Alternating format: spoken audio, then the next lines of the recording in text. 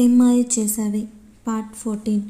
వర్ష మాటలకి అజిత్ రిలాక్స్గా ఊపిరి పీల్చుకొని, ఓఎస్ అంతేనా, నేను ఇంకా ప్రేమకి ఈ పెళ్లి చేసుకోవడం ఇష్టం లేదేమో అని చాలా భయపడ్డాను వర్ష అని తన మనసులో భయాన్ని బయటపెట్టాడు అజిత్.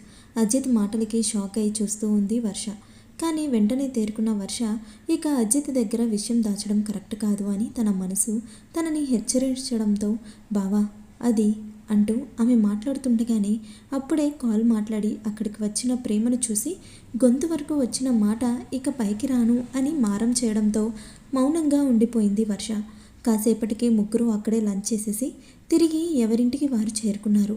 మధ్యలో అజిత్ ప్రేమతో ఎంతగా మాట్లాడినా ఆమె ఒక ప్లాస్టిక్ నవ్వే సమాధానంగా ఇచ్చింది. అది కూడా సిగ్గేమో అనుకొని అజిత్ పెద్దగా పట్టించుకోలేదు. కానీ వర్ష మాత్రం తల పట్టుకుంది జరిగేది చూస్తూ. ఇంటికి చేరుకున్నాక వర్ష మాటలకి అజిత్ మనసు కాస్త తేలిక పడడంతో పెళ్లి పనుల్లో మరింత ఉత్సాహంగా పాల్గొన్నాడు. ప్రేమ మాత్రం ముందులానే ఏదో పోగొట్టుకున్న దానిలా ఎప్పుడు చూసినా ఏటో చూస్తూ ఏదో ఆలోచిస్తూ ఉండడం వర్ష తప్ప ఎవరూ గమనించే స్థితిలో లేరు. కారణం ఎవరికి వారు పెళ్లి పనుల్లో బిజీ అయిపోయారు. తర్వాతి 2 రోజులకు అజిత్ని అతని ఇంట్లో పెళ్లి కొడుకుని చేసిన 5 నిమిషాలకు ప్రేమను ఆమె ఇంట్లో పెళ్లి కూతుర్ని చేసి అందరూ ఆశీర్వదించారు. పెళ్లి కొడుకుగా మారిన అజిత్ ఆనందం మాటల్లో వర్ణించలేనిది. తనని తాను మిర్రర్లో చూసుకుంటూ, నేనే ఇంత అందంగా ఉంటే ఇక ప్రేమ ఇంకెంత అందంగా ఉంటుందో అని ఎక్సైట్ అవుతూ ప్రేమని పెళ్లి కూతురిగా ఉన్న ఫోటో పంపమని వర్షకి మెసేజ్ చేశాడు అజిత్. కానీ ప్రేమ పరిస్థితి అతనికి పూర్తి వ్యతిరేకంగా ఉండడంతో ఆమెను అలా చూస్తూ తన మొబైల్ పట్టించుకునే స్థితిలో లేదు వర్ష. తెల్లారితే గుళ్ళో పెళ్ళి, అలాంటిది ఈ టైంలో కూడా ప్రేమ అలా బెంగగా ఏదో పోగొట్టుకున్నట్టు దానిలా ఉండేసరికి వర్షకు ఏం చేయాలో పాలుపోవడం లేదు. అలా అని ధైర్యం చేసి ప్రేమను అడగలేకపోతుంది. మరుసటి రోజు ఉదయాన్నే పెళ్లి బట్టల్లో చూడచక్కగా రెడీ అయిన ప్రేమ మొహం మీద ఎప్పుడు ఉండే ఆమె స్వచ్ఛమైన నవ్వు, కరువైన రూపు మాత్రం బాబు బొమ్మలా ఉండడంతో పెళ్లి కూతురి గెటప్లో ఉన్న కూతురిని చూసుకొని తులసి గారు ఎమోషనల్ అవుతూ ప్రేమ నుదుటి మీద ముద్దు పెట్టుకున్నారు. కాసేపటికి ప్రసాద్ గారు ఇంటి నుండి మండపం వరకు వెళ్ళడానికి అరేంజ్ చేసిన కార్లో అందరూ కలిసి గుడికి బయలుదేరారు. వీళ్ళు చేరుకునేసరికి అజిత్ తరపు ఉన్న చాలా కొద్ది బంధువులు, అంటే దగ్గర వాళ్ళు అని సిద్ధం చేయించి ఉండడంతో ప్రేమ వాళ్ళు గుడికి చేరుకోగానే పంతులు గారు వధూవరులను ఇద్దరిని పీటల మీద కూర్చోబెట్టి పూజ చేయడం మొదలుపెట్టారు. అజిత్ పెళ్లి బట్టల్లో కుందనపు బొమ్మలా ఉన్న ప్రేమను చూసి మురిసిపోతూ పంతులు గారు చెప్తున్నది చాలా కష్టంగా చేస్తూ ఉన్నాడు. కానీ ప్రేమ దించిన తల ఎత్తకుండా మౌనంగానే పంతులు గారు చెప్పింది చేస్తూ ఉంది. కాసేపటికి పూజ పూర్తి కావడంతో అజిత్ని ప్రేమకు ఎదురుగా కూర్చోపెట్టి మధ్యలో అడ్డుతెర పట్టించి కన్యాదానం తంతు మొదలుపెట్టారు. ప్రేమకు తల్లిదండ్రులుగా ప్రసాద్ గారు, శారది గారు ఆమెకు చెరో వైపున కూర్చొని అజిత్ కాలు కడిగి కన్యాదానం చేశారు. ఆ వెంటనే జీలకర్ర బెల్లం తంతుకి అన్నీ సిద్ధం చేశారు.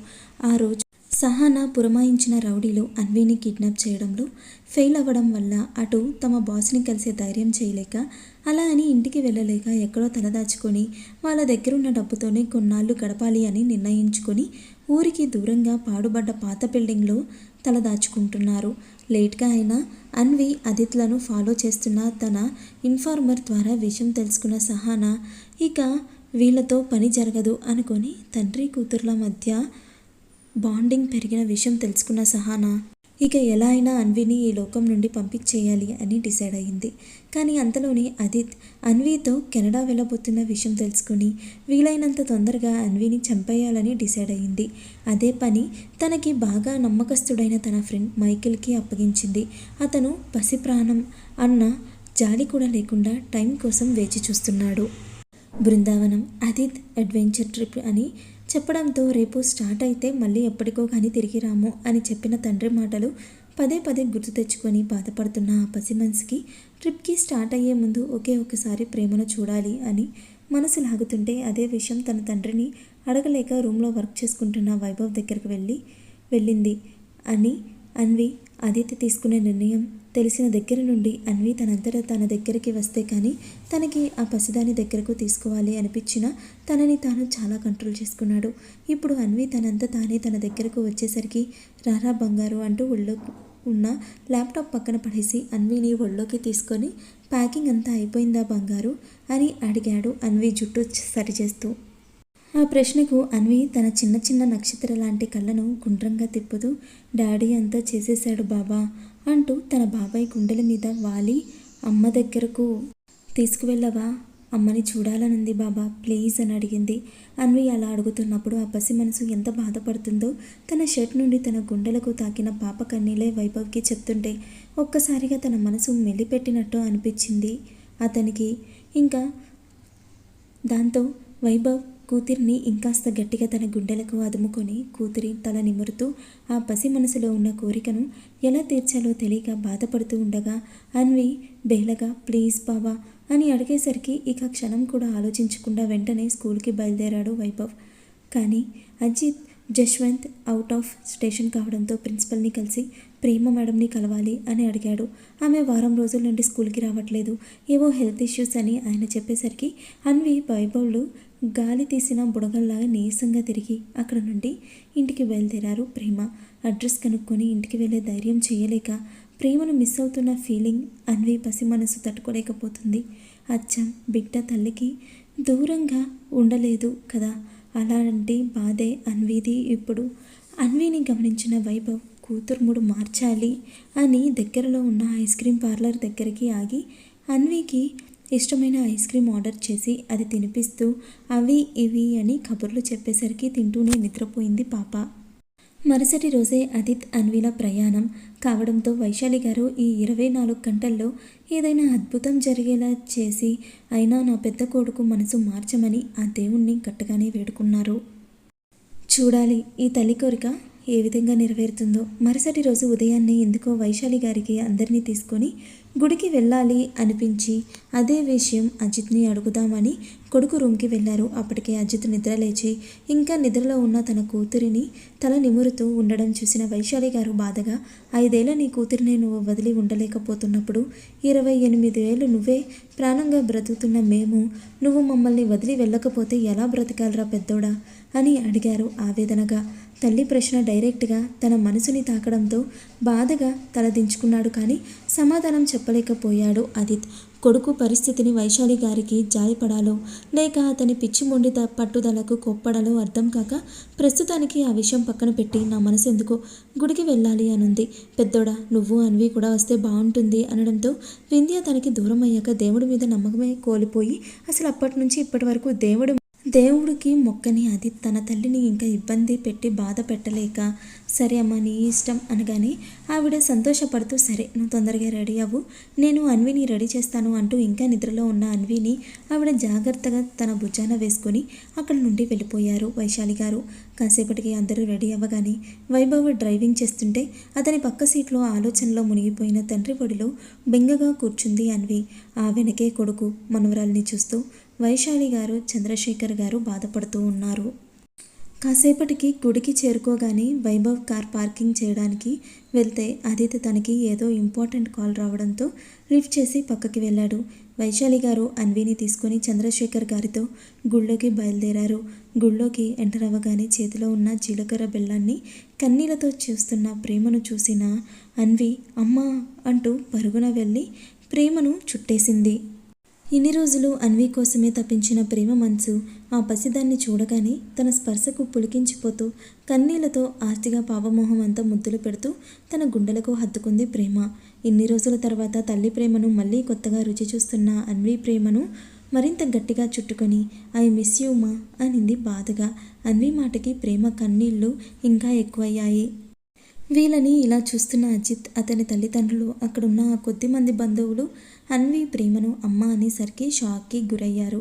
కానీ ముందుగా తేరుకున్న బంధువులు ప్రేమ గురించి ఇష్టం వచ్చినట్లు మాట్లాడడం మొదలుపెట్టారు. ఆ బంధువులు చేదు మాటలకు తేరుకున్న అజిత్ అతని తల్లిదండ్రుల ప్రేమ అన్వీలను అయోమయంగా చూస్తూ ఉంటే ఆల్రెడీ ఆ ఇద్దరి అనుబంధం ఎలాంటిదో తెలిసిన వర్ష, తులసి గారు, ప్రసాద్ గారు, శారది గారు మాత్రం వాళ్ళ అనుబంధాన్ని అజిత్ కుటుంబం ఎక్కడ తప్పుగా అర్థం చేసుకుంటారో అని భయపడుతూ వాళ్ళకి సర్ది చెప్పాలి అనుకుంటూ ఉండగా అజిత్ బంధువుల్లో ఒకరు ముందుకొచ్చి అజిత్ తల్లిని హేళనగా చూస్తూ మేము మా అమ్మాయిని ఇస్తామన్నాం కాదు, నా కొడుకు ఒక అమ్మాయిని ఇష్టపడ్డాడు, ఆ అమ్మాయి నా కోడలు అని బాగా తెలిసిన నా కూతుర్ని నీ మేనకోడల్ని వర్షను కాదని ఈ అమ్మాయి కావాలని అనుకున్నారు. ఇదేనా మీరు ఏరికోరి చేసుకుంటున్న సంస్కారమైన సంబంధం? అయినా పిల్ల బాగుంటుంది, బాగా చదువుకుంది, ఉద్యోగం చేస్తూ తల్లిని బాగా చూసుకుంటుంది, పెద్దవాళ్ళంటే గౌరవం, బుద్ధిమంతురాలు. ఇలాంటివి కాదు చూడాల్సింది. ఆ పిల్లకి తల్లిదండ్రులు ఇద్దరు ఉన్నారా లేదా అని. తండ్రి లేని ఆడపిల్ల పెంపకం ఇంతకంటే ఇంకెలా ఉంటుంది?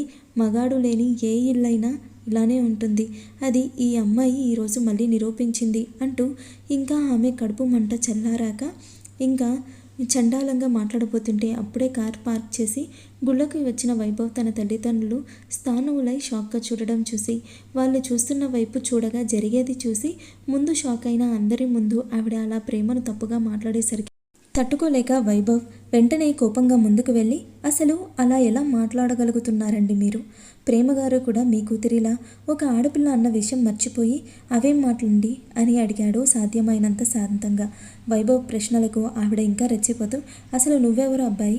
మా అమ్మాయికి నీకు ఏంటి సంబంధం అని ఇంకా ఏదో మాట్లాడబోతుంటే వైభవ్ ఇంకా కోపంగా కళ్ళెర్రజేసి చూస్తూ నోరు అదుపులో పెట్టుకొని మాట్లాడండి. పెద్దవారు కదా అని కనీస గౌరవం ఇస్తుంటే మీరు కనీసం మనిషి అన్న విషయం మర్చిపోయి పిచ్చివాగుడు వాగుతున్నారు. ప్రేమగారి గురించి ఇంకొక మాట తప్పుగా మాట్లాడితే మీ నాలుక చీరేస్తాను చెప్తున్నాను అని చాలా సీరియస్గా వార్నింగ్ ఇచ్చాడు వైభవ్. వైభవ్ గొంతులో గాంభీర్యానికి ఆమె గుండె ఆగినంత పనైంది. భయంతో ఇంకేం మాట్లాడకుండా వెనక్కి వెళ్ళిపోయింది. జరిగేది చూసి ప్రేమకు పెళ్ళి అని అర్థం చేసుకున్న వైభవ్ అది తన మనసు ఏమాత్రం అంగీకరించకపోయినా తన కుటుంబం వల్ల ఒక అమ్మాయి జీవితం నాశనం అవ్వడం ఇష్టం లేక ప్రేమ అన్వీలని చూస్తున్న అజిత్తో ఐఎమ్ ఎక్స్ట్రీమ్లీ సారీ బ్రదర్, తను మా అన్నయ్య కూతురు అంటూ ప్రేమ అన్వీల మధ్య అనుబంధం ఎలాంటిదో చెప్పేసరికి అక్కడున్న అందరూ ప్రేమను తప్పుగా అర్థం చేసుకున్నందుకు చాలా బాధపడ్డారు. వాళ్ళు మాత్రమే కాదు, ప్రేమ గురించి తప్పుగా మాట్లాడిన ఆమె కూడా అపరాధ భావంతో తలదించుకుంది. వైభవ్ మాటలకి అందరి మనసులు కాస్త తేలిక పడడంతో ఇక పెళ్లి తంతు కొనసాగించాలి అనుకొని పంతులు గారితో మిగిలిన తంతు కానివ్వమని చెప్పారు అజిత్ తండ్రి. కానీ ఆ క్షణమే అందరికీ షాక్ ఇస్తూ, ఒక నిమిషం నాన్న అంటూ అజిత్ కన్నీళ్లతో అన్వీని తన గుండెల్లో పొదుముకున్న ప్రేమను చూస్తూ, ప్రేమ నీకు ఈ పెళ్లి చేసుకోవడం ఇష్టమేనా అని అడిగాడు. కారణం వాళ్ళ ఎంగేజ్మెంట్ అయిన దగ్గర నుండి తను చూస్తున్న ప్రేమ వేరు, ఒకప్పటి ప్రేమ వేరు. ఒకప్పటి ప్రేమను ఇప్పుడు అన్వీ వచ్చాకే చూడగలిగాడు అజిత్. అందుకే ఎందుకో తన మనసుకి ప్రేమ ఈ పెళ్ళి తన ఇష్టంతో చేసుకోవట్లేదను అయితే అర్థమైంది.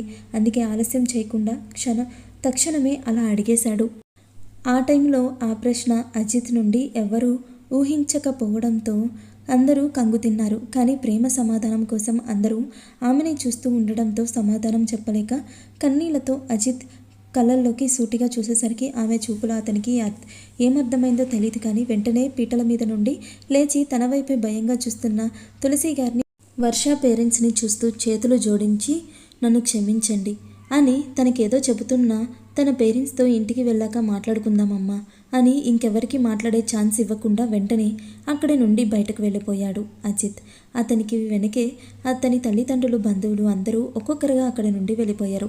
అప్పటి వరకు కూతురి పెళ్లి జరిగి మరో ఇంట్లో మహాలక్ష్మిగా అడుగు పెట్టబోతుంది అన్న ఆనందంలో ఉన్న తులసి గారు జరిగింది జీర్ణించుకోలేకపోయారు. ఆ బాధలో చిన్నగా గుండెల్లో నొప్పి మొదలయ్యేసరికి ఉన్న చోటనే కుప్పకూలిపోయారు ఆవిడ. అప్పటి వరకు మౌనంగా ఉన్న ప్రేమ సడన్గా తులసి గారు అలా పడిపోయేసరికి అమ్మ అని ఏడుస్తూ అన్విని భుజాన వేసుకొని తల్లి దగ్గరికి చేరేసరికి వర్ష తల్లిదండ్రులు, వర్ష అందరూ కలిసి తులసి గారి పరిస్థితి చూసి కంగారుగా ఆమె చుట్టూ చేరిపోయారు.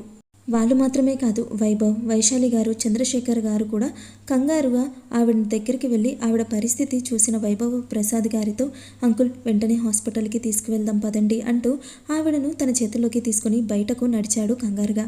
వైభవ్ వెనకే కొన్ని నిమిషాల తేడాలో గుళ్ళోకి వచ్చిన అదితికి జరిగేది చూసి ఎలా రియాక్ట్ అవ్వాలో అర్థం కాక ఉన్న చోటే శిలలా నిలబడిపోయాడు.